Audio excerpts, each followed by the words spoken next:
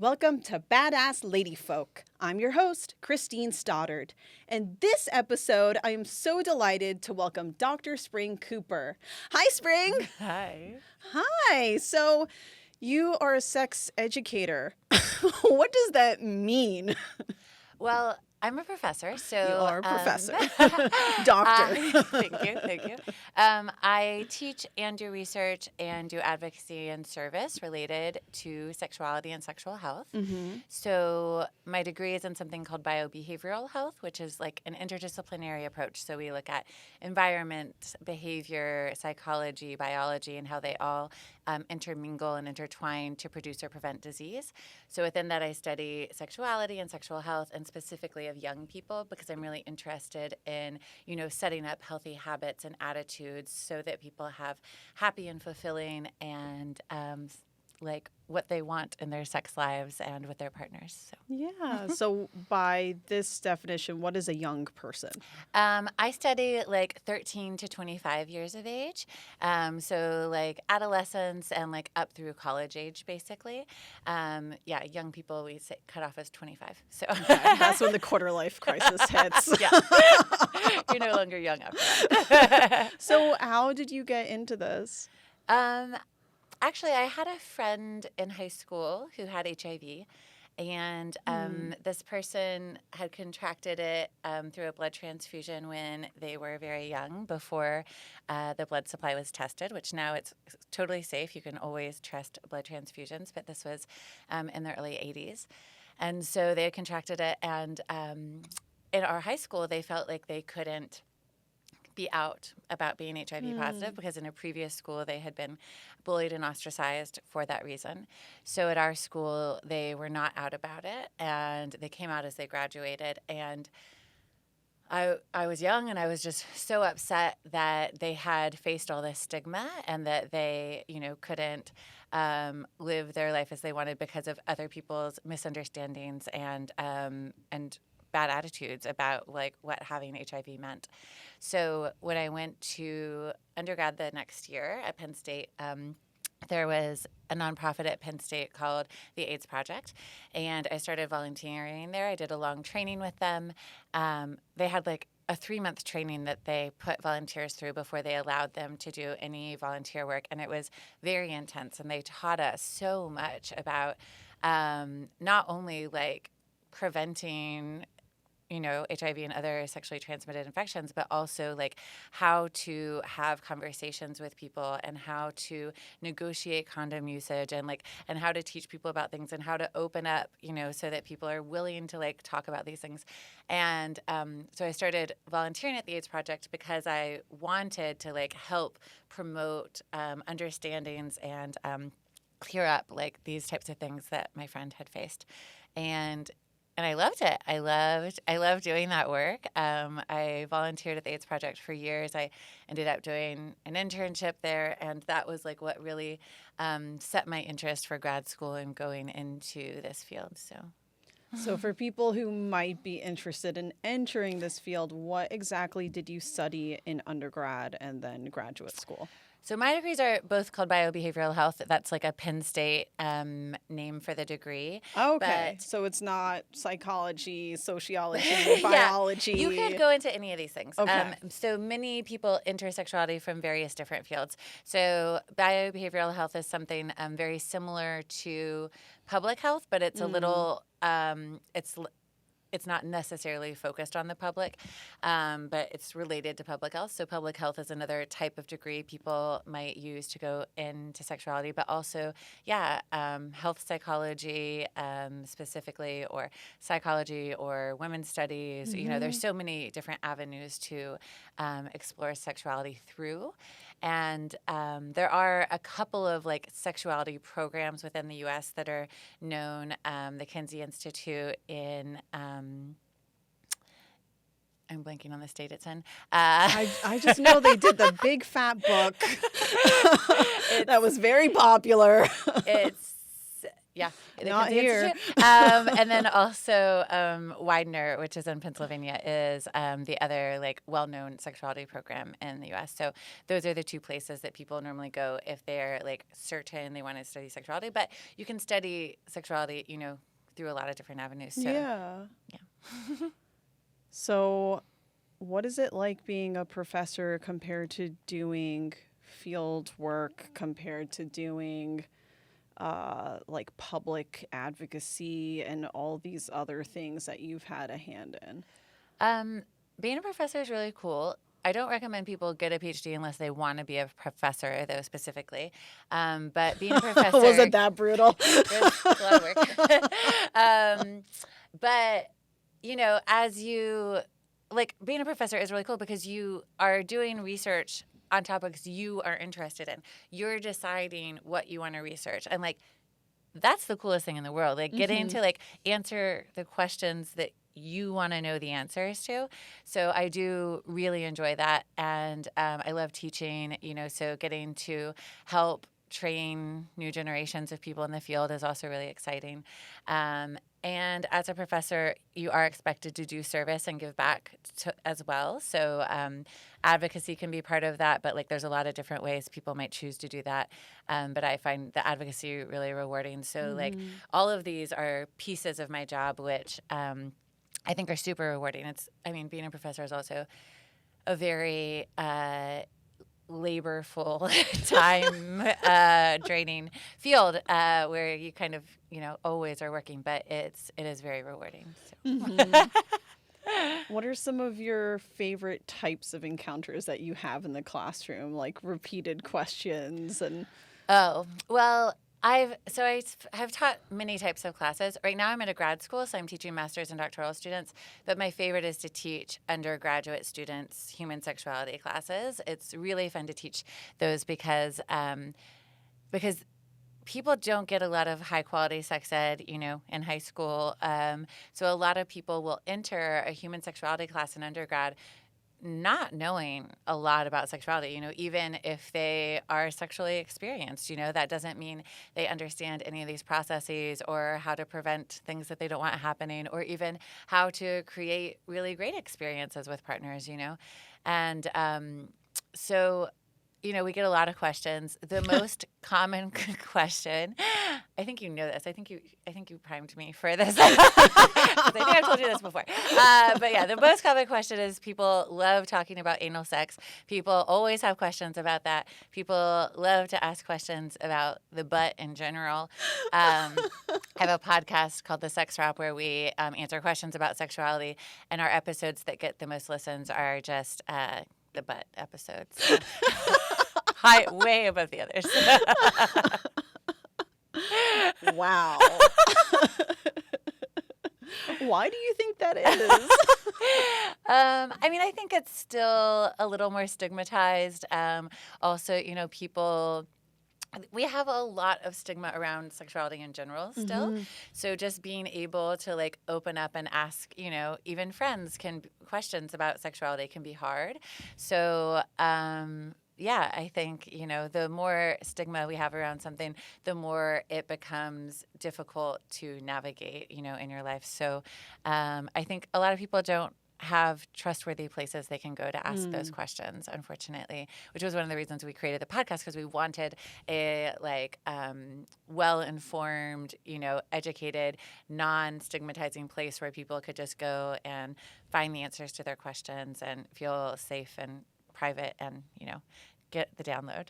Yeah. Okay. Speaking of safety and privacy, you are a revenge porn trailblazer. So could you remind me exactly what it was you accomplished? Because I know it was great. And what terrible situation you were in. So in January 2018, I had an ex post some images of me, intimate images of me, and posted my name, my face, my contact information with these images. And the first time they went up, I just couldn't believe it. I was like in denial, and I was, messaging all my friends, like, what am I supposed to do? And I went to get an order of protection, a restraining order, that day. But then the images kept going up, and different images would go up, and then videos started going up. And every time my contact information would be shared with them.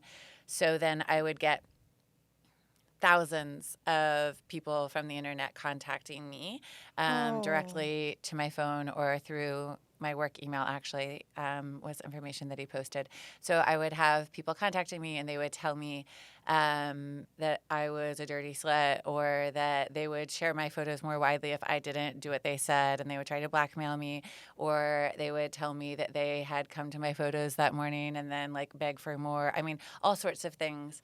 And I was being harassed regularly over the course of most of 2018 because he kept posting, and this was just happening regularly. So I was like, I was just leaving my phone at home. I was like trying to disengage from the internet as much as possible because it was just traumatizing at all times, and I would just be like walking down the street, and like a new set of photos would go up, and then I'd be getting all these like alerts on my phone, and it was like I had been sexually assaulted like right there in that moment, and I'm just standing on the street, and no one can help me, and so the law had been passed in New York City like weeks before my first post went up, and so I was able to press charges. And because it had just been passed, I was the first one in New York City, and New York City passed it before the state, so it was the first one in all of New York. And I was able to press charges, but the police at the time didn't really know the law or understand it yet. They didn't know how to collect evidence. They didn't know how to support me. So, like, the whole process was traumatizing over and over and over. And I'm very lucky that I had a very strong support system. The court case actually took 4 years to complete. It just finished a year ago. Wow. So to actually come to conclusion, and I did win the case, but it was, the whole time was horrible. So I, like, every time we would get ready for court, I'd have to go through all of the details over and over and like relive it over and over. And then something would happen and we wouldn't go to court, and then it would go again and again.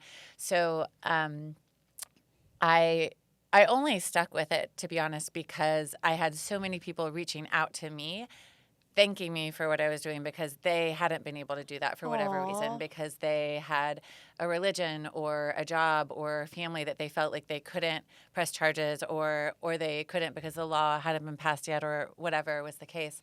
And I would have given it up so many times because it was horrible for me. It was not a good process. That was not a healing process in any way. Right. If anything, it was delaying the healing. And so, but I felt, that this was an important thing to do. And out of that, I've done a lot of advocacy. I'm part of the New York City Task Force Against Cyber Sexual Assault, which is an amazing task force. They do so many great things. They're always working to strengthen the laws and to support survivors. And I mean, these things become more and more important, especially as AI-generated images become more and more easy to create, and people can actually create revenge porn so anybody can be a victim, even if you've never taken a photo, even if you've never shared. And I mean, and it's I think it's just going to be more and more of a problem. And so it's something that, we really need to talk about, and like teaching people about consent and teaching people, about respecting people's boundaries. Like, these are the things that like we teach at like very elementary levels in comprehensive sexuality education that need to be part of everybody's understanding and vocabulary, so that we have this ability to set the boundaries for ourselves, and so that other people also can respect those and be in conversation with that. And when we ignore sexuality or push it in the shadows and don't talk about it, then that's what is creating the ability for, sexual assault of all types to actually proliferate more and more. And so it's really important that people also who have experienced these things are able to come out and to talk about them and share their stories and get help as well. Yeah, well, I'm so sorry that happened to you, but I'm also really proud of you and grateful to you. So, for someone who is experiencing an issue with revenge porn, how do they report it? What's the process now if they want to take action? I mean, you can report it to. It depends on where you live. Mm-hmm. Almost every state has laws against it now, though all the laws vary in what type of things count as revenge porn, and also how you can press charges. But going to the police is how you would report it, and then there's different like takedown measures for every site. So every site that you have things posted on, you have to like go to that specific site and figure out how to navigate that.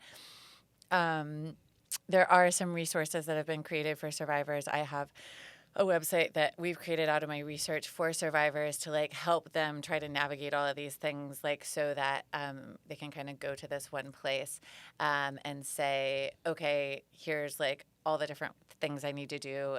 So those we have those available, but it's a nightmare no matter what. Like, I think that we're trying to improve these processes and learn how to help people heal from these things as well. And from some of my research, we found that one of the things that we did some research with people who said they had gotten over cybersexual assault in some way. So we were looking at a strengths-based approach. So people who had experienced and felt like they had gotten over it. So we did in-depth interviews with them to say like, okay, so like what helped you get to this place? How did you get from being in this like victim mindset into like a survivor mindset? And all of the people that we interviewed actually became advocates in some way. So maybe it was at an individual level, or maybe they were like starting marches, there's like a variety of ways that people did this.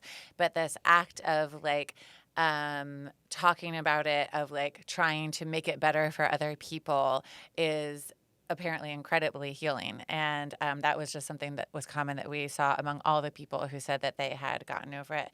And so on the website that we created for people that had experienced this, we also have tools to like help people think about how they might be an advocate in some way, in what way makes sense for them to like start that process as a way to actually help them on that process of healing.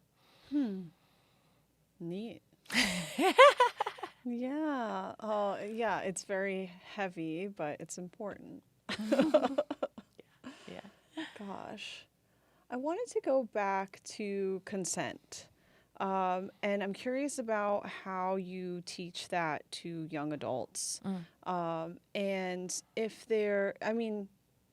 from what I observed, it seems like this national conversation about consent really seemed to start around 2015, 2016. And that prior to that, you were lucky to be in spaces where that was discussed. And I'm curious about what changes, what differences you've noticed in that conversation.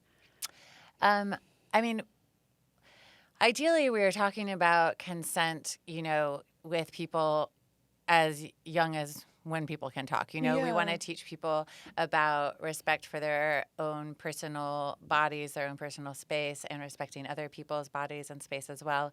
And we like to teach consent as like a very active process. So it's not just a one-time thing. It's a continual process of understanding how someone is feeling in relation to you, and continually checking in on that and asking very specific questions, And so we teach like this even with young kids, like asking before they give a hug, to their little friends, or teaching, aunts and uncles to ask their young people in their lives if they want a hug before just hugging them. So we start with like these very basic ideas of just like asking before touching, asking before coming into contact with somebody, and then continually to navigate that.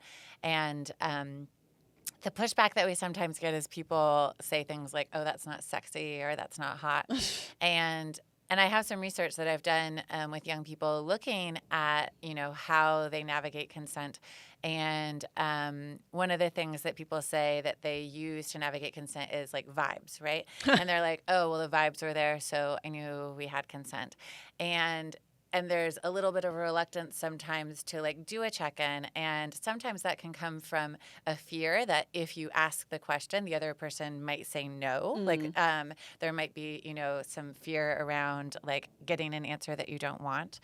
But usually when people actually engage in this process, they find it clunky at first. There's like something like that takes a little getting used to about it, but then people actually really do like it. I mean, it is like you feel respected as the person being asked questions, and as the person asking, you also are very sure there's no uncertainty. So like there is no like inner workings like, ooh, is this okay? Is this okay? Like, you know, it's okay. And so it actually gives you this ability to like relax and to soften and be like, oh, I can enjoy this now, you know? So it has like a lot of benefits, not only the certainty that you have consent, but also like I would say like your nervous system can relax. You can actually enjoy, you can have more pleasure by virtue of this process. So yeah, but I mean, teaching it is really just getting people used to it, just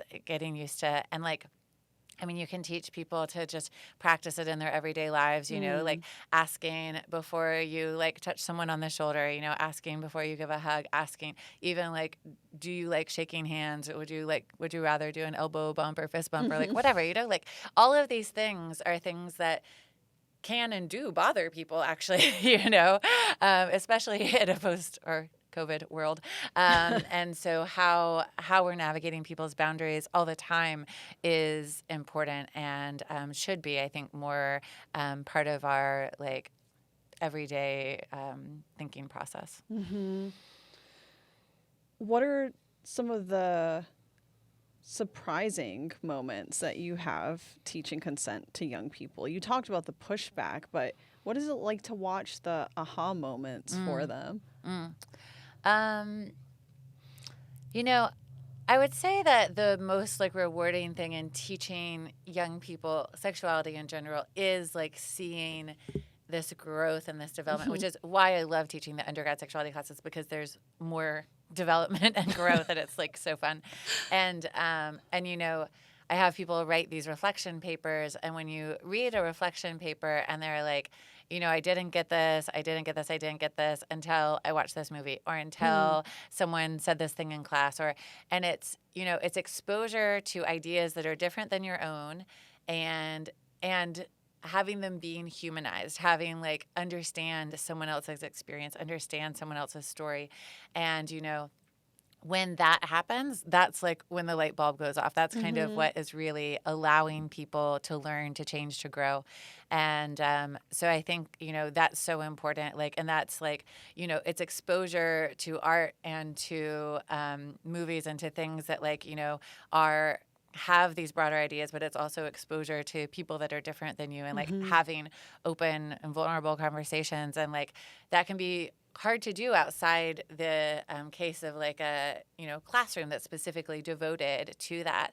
And so, you know, I think it's kind of sad that, you know, we don't have a lot of spaces like that, especially like for adults to like to continue to be exposed to new ideas and perspectives, and allow ourselves to like really blossom into our own sexuality and our own like what we want from our sexual lives and partners and things. Yeah. What are ways that you wish people in their 30s and 40s specifically would approach their sexuality differently, or just practice things differently? Because there is, for many people of this age, the idea that, oh, okay, I've been active for a while now, like I know what I'm doing. Yeah. But do we? Like, yeah. No, of course not. I mean, we all think that, you know, we think like, oh, I've been doing whatever for so long, I know everything about it. I mean, I think like I have this podcast on sexuality, and we explore different topics on every episode. And I mean, we've been doing this for like 6-7 years now, and we still have a backlog of hundreds of questions. Like, we're never going to run out of questions. That's not the problem. But, you know, I think that like anybody can learn more. Like people say like, oh, I know what pronouns are. I know why we use pronouns. I know to respect other people's pronouns. But like listening to a podcast episode about pronouns, you're going to actually learn much more than that. You're going to learn like what it's like for people. You're going to learn like why it's so important, and you're going to like get a little bit of that humanizing, and then you're also going to like get some tips on how to practice it. You're going to like, so like we offer, you know, like not only some baseline information, but then like ways to think about it, ways to like practice it, ways to like think about these things in your own personal life.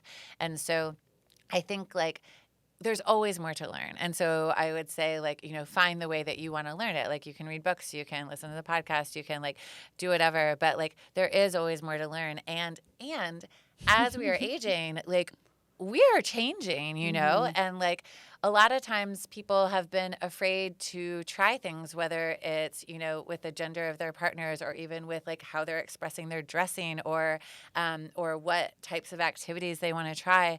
And there's so much stigma around these things that people might have never wanted to try things before, but then as they come into a little more confidence in themselves, or they're understanding themselves more deeply as they age, these things like might come out and they might be ready, but like you also need to be exploring and educating yourself so that you can do that, so that you can like have this like full expression of yourself. So like it's like never stop learning. Like it's sexuality, but it's like everything, you know. It's like go ahead, like find a way to like find some more information about it and like dive into it, because it's only going to help you.